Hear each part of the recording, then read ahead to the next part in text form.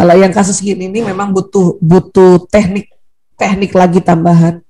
Karena kasus perselingkuhan ini adalah kasus yang menurut kita tuh adalah ada yang mengkhianati. Nah, kalau kita berhadapan dengan orang-orang yang mengkhianati itu, ya tentu butuh waktu, butuh tambahan teknik, ya butuh juga ya tingkat-tingkat pemahaman lagi. Jadi kalau misalnya karate nih atau silat, kita kalau kasus perselingkuhan itu berhadapan sama musuh yang paling the topnya gitu. Kalau kita menghadapinya pakai ban putih, ya kalah lah kita. Tapi kalau lagi masih ban putih ke ban hitam, ya kan? Itu kan butuh waktu juga gitu kita belajar kan? Untuk melatih kemahiran kita. Maka ya tentunya ya kita perlu cara-cara tambahan baru, yaitu satu, kita memang selain tadi ya mengelola emosi untuk sampai di mutmainnah dulu, berbicara pada suami, minta waktu pada suami. Tapi sekali lagi waktu minta waktu sama suami, gunakan untuk naik ke level mutmainnah, supaya waktu mau bicarakan hal ini, kita sudah di kondisi mutmainnah. Walaupun kadang-kadang itu waktu kita ngomong 10 menit pertama kita bisa kendalikan diri, menit ke-15 udah turun lagi tuh. Udah langsung naik lagi suara kita itu. Makanya bicara sama suami, misalnya soal khusus perselingkuhan ya, itu nggak usah lama-lama. Sampaikan saja, ayah aku mau bicara, abi aku mau bicara. Ya, mungkin suami juga udah ngerti kan. Kasih minta waktu. Ya nanti malam ya, kasih waktu nanti malam kita kencangin tuh, astagfirullah ya Allah, astagfirullah ya Allah, ya Allah, ya Allah, ya Allah, Allahumma sholli wa sallim, gitu ya. Udah dapat waktu, ya misalnya ya ini contoh ya, kalau belum, yang ini termasuk juga untuk misalnya buat teman-teman yang menemukan nanti kasus seperti ini ya.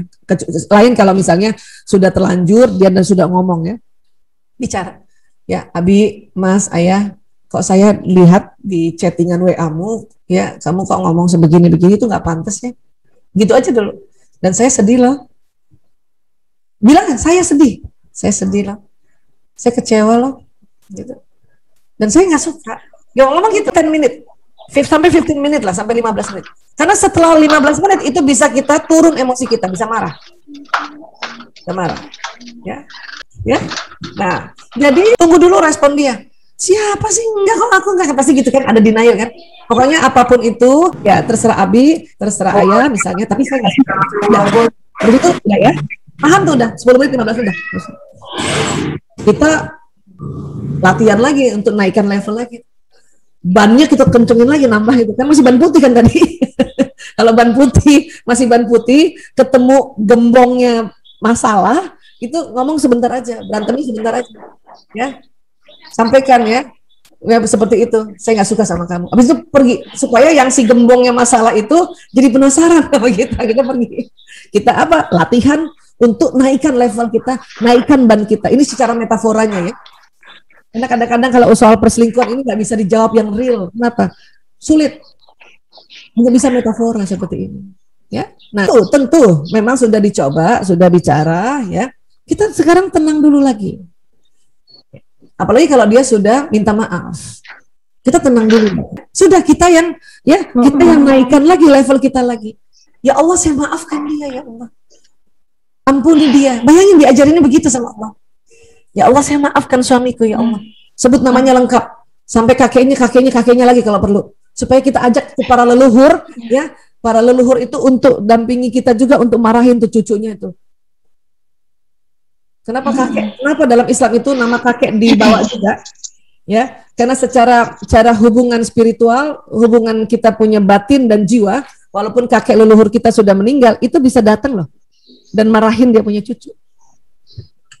Ya, misalnya ya Allah, saya maafkan suamiku Priyanto bin Sismadi nama bapaknya, bin Parto Dimulyo. Saya yakin itu Mbah Parto datang nanti.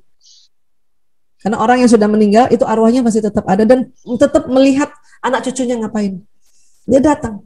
Mungkin dalam mimpi, mungkin dalam satu ditegurlah itu cucu. Ya.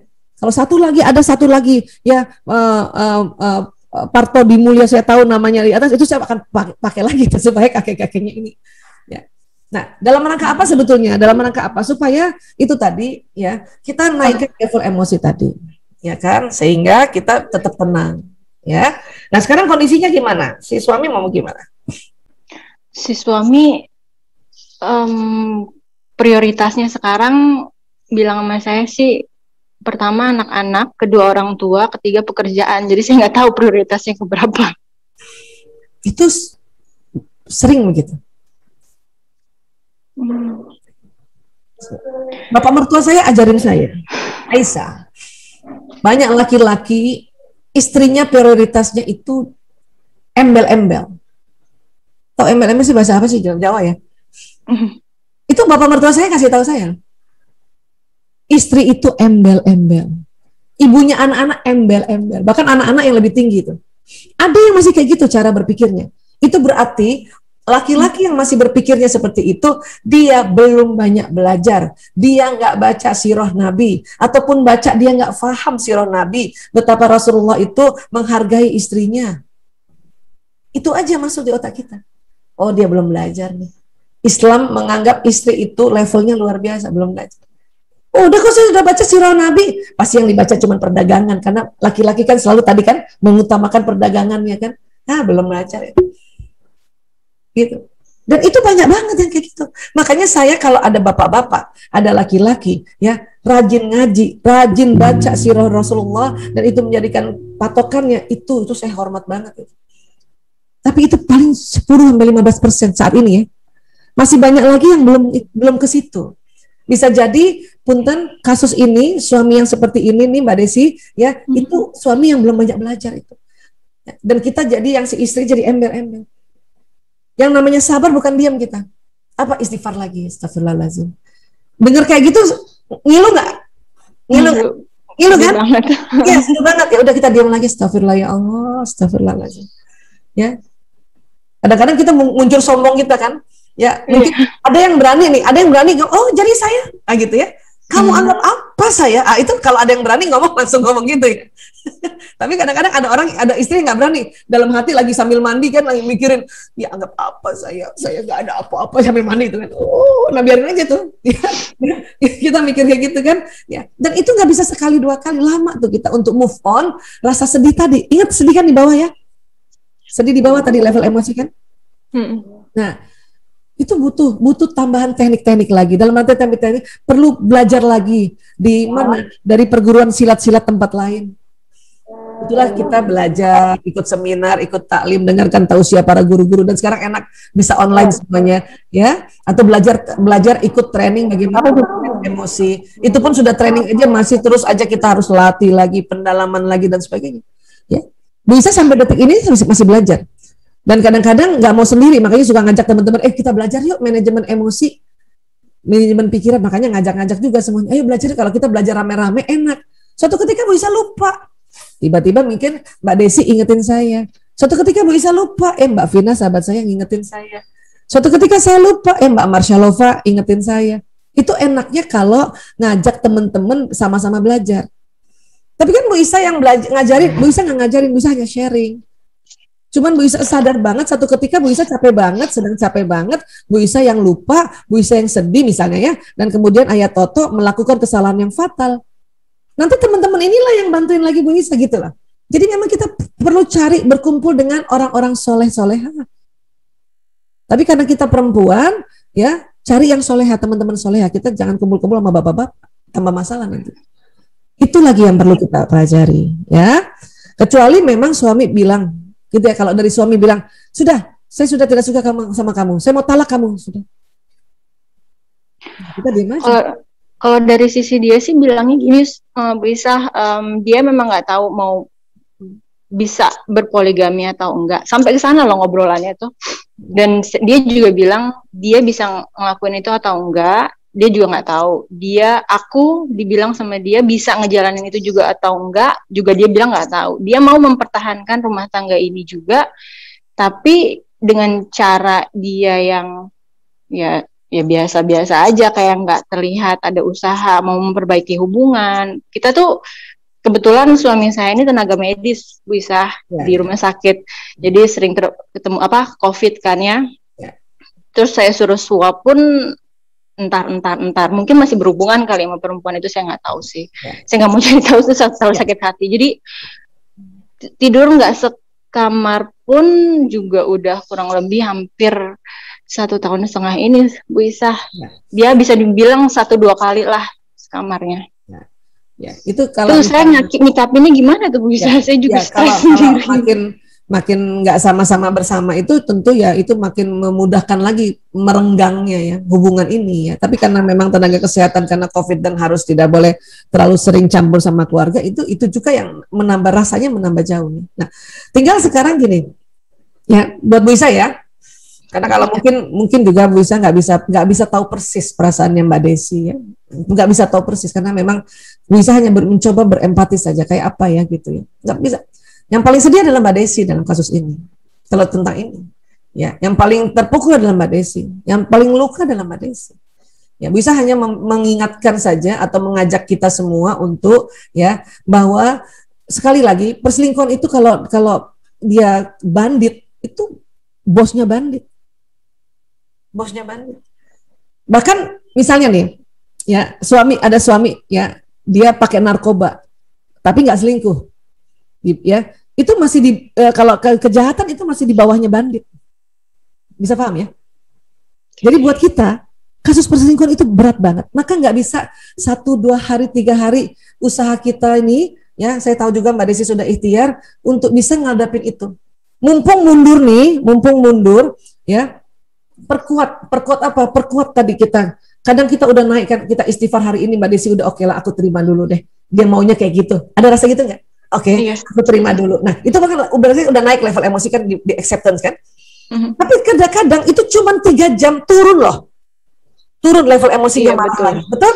Nah, itu kita perang lagi sama diri kita dulu nih, bukan sama dia, diri kita naikin lagi. Berbagai macam cara. Astagfirullahaladzim. Mbak Desi mau teriak kayak ya Allah, saya kesel banget. Itu boleh.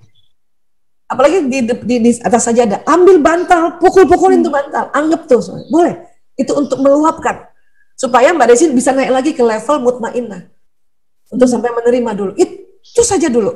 Karena sekali lagi pada saat banditnya ini nggak sama kita, itu ada kesempatan untuk kita melatih kemahiran kita ya untuk level emosinya naik lagi. Malah bersyukur ini. Allah kasih kesempatan Mbak Desi untuk melatih diri Mbak Desi agar Mbak Desi ya kemahirannya bertambah. Masya Allah. Astagfirullahaladzim ya Allah. Atau bisa datangi para terapis kah ya. Mungkin Mbak Desi juga memiliki teman sejawat saya nih ya.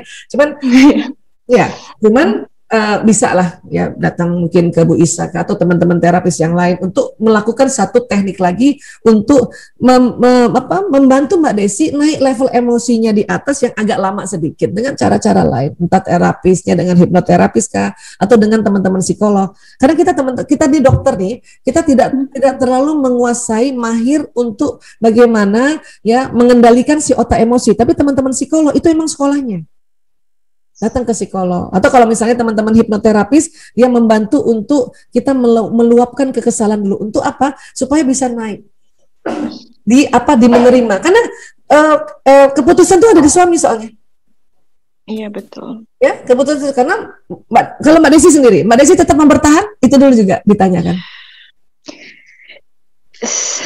Terkadang nggak kuat, cuman istikharah kayaknya Allah nunjukin ayo berusaha lagi gitu. Iya. Itu tadi kalau lagi nggak kuat, misalnya hari ini udah kuat nih, ntar sore nggak kuat, itu berarti level emosinya lagi turun, frekuensinya lagi rendah, makanya nggak kuat. Udah cari me time-nya Mbak Desi, apa yang bisa. Dan kalau kasusnya kayak gini, itu nggak usah 24 jam Mbak Desi pikirin terus itu. Karena susah banget. Ya, bisa paham. Tapi dalam 24 jam itu kan bisa bilang 24 jam. Ada bisa nggak waktu tidurnya berapa jam dalam semalam? Kadang tuh kebangun setiap 2-3 jam tuh kebangun sempetin sholat tahajud. Dan saya juga sempat akupuntur bisa. Jadi dia dikasih titik untuk bisa untuk tidur. Jadi saya pengennya tidur aja. Ya. Biar nggak kepikiran. Itu usaha udah benar, udah usaha tuh ikhtiar, ya. Pakai titik akupuntur, ya itu boleh. Tapi jangan cuma sekali 2 kali, ikut aja, rutin aja. Supaya waktu yang tidur itu kan pasti nggak mikirin dulu kan. Nah, makanya ya dalam 24 jam katakanlah bisa tidur efektif 3 jam, lumayan kan. Jadi ada 3 jam nggak mikirin ya tentang masalah ini, tapi 21 jam masih mikirin, tapi lumayan kan. Nah besok lagi ya udah pergi akupuntur lagi, atau pergi bekam, atau pergi akupressure, itu bisa dikombinasi. Lumayan, udah bisa 5 jam tidur enak. Berarti ada dalam 24 jam, 5 jam udah tidak usah terlalu kepikiran itu. Karena kita mikirin mereka, belum tentu mereka mikirin kita. Iya, betul banget.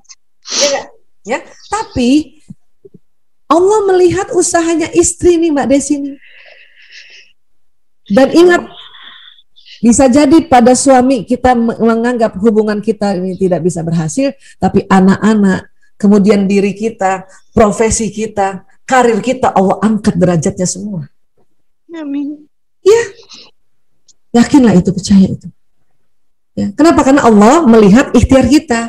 Tapi kalau kita nih suami lah sudah selingkuh, ya, kemudian kita nggak ikhtiar untuk naikkan level emosi, nggak ajak Allah untuk ya sebut-sebut Allah untuk menaikkan level emosi, maka nggak turun juga kemuliaan di sisi lain, nggak turun.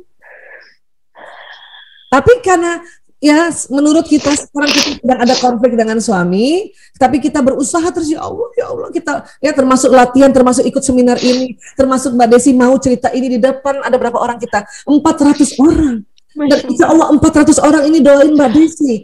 Amin. Mbak Desi kuat. Karena Mbak Desi mewakili kisah di antara 400. Mungkin nggak Mbak Desi sendiri. Di antara 400 mungkin ada 100 perempuan yang seperti ini kondisinya. Suami ditanya, suami masih belum tahu.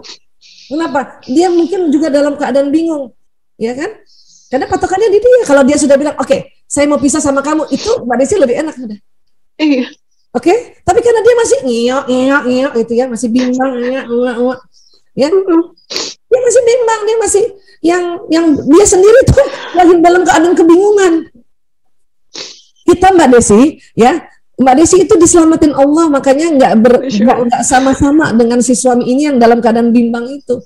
Nggak level. Mbak Desi level udah di atas, itu suami lagi di bawah, nggak level, makanya nggak dikasih sama-sama. Nggak level, Mbak. Mbak Desi dikasih kesempatan untuk naikkan level emosi. Kenapa? Allah mau naikkan derajat dari sisi lain, dari sisi anak-anak, dari sisi karir Mbak Desi. Kalau sudah naik di sini, itu kan suami akan mikir kan, ya Allah, istri saya tinggalin, dia malah maju ya, tambah Allah sayang sama dia ya, dia mikir tuh ntar, ya, mikir dia, ya, nah, cuman kadang-kadang laki-laki itu udah mikir sebetulnya, cuman kadang-kadang dia tidak bisa kasih tahu kita, karena laki-laki punya ciri khas juga, dia mikirin, cuman dia nggak bisa kasih tahu kita.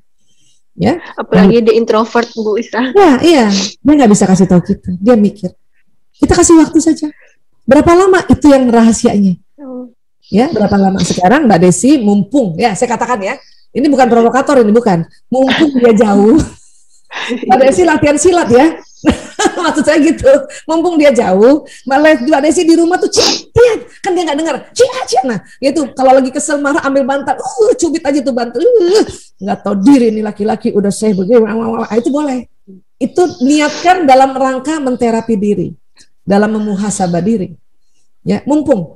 Kadang-kadang, makanya saya kadang-kadang kalau dalam kondisi kita capek, kemudian Allah kasih kondisi, kok suami saya malah jauh ya pas lagi saya capek atau pas lagi saya sakit, gunakan waktu nggak ada sama pasangan itu, kita latihan silat itu. termasuk latihan lagi bersolek supaya kita cantik, termasuk kita pijet lah badan kita lah, pokoknya ada semuanya, sehingga pada saat ketemu entar dulu kayak pendekar yang pendekar Islam ya, wanita Islam itu yang tegar naik di atas kuda ya, entar dulu lu siapa gitu kan, walaupun itu masih sombong ya. Gak apa-apa Bu, tapi kan lumayan, dari sedikit sombong lumayan naiknya kan. Ya. Nah, tentu jauh lagi kalau lebih lagi kita di level yang dimutmainah. Tetap kita sebagai pahlawan perang ya, tapi kalau ada apa-apa sambil senyum aja kita lihat, nah itu jauh lagi lebih cantik lagi ya. Tapi sekali lagi butuh waktu, butuh latihan, insya Allah tambah mahir ya Mbak Desi ya. Bu Isa doain. Masya Allah. Ya, Amin. doakan. Bisa. Ya, tuh, ya. Sekarang udah 390. Banyak loh, 300. Teman-teman semua, sahabat-sahabat semua seluruh Indonesia. Masya Allah. Jazakillah khair. Masya Allah. Tuh, dicek tuh coba tuh, banyak banget yang kasih semangat tuh, Mbak Desi baca ya chattingnya. Masya Allah. Iya Bu Isa, Masya Allah. Amin.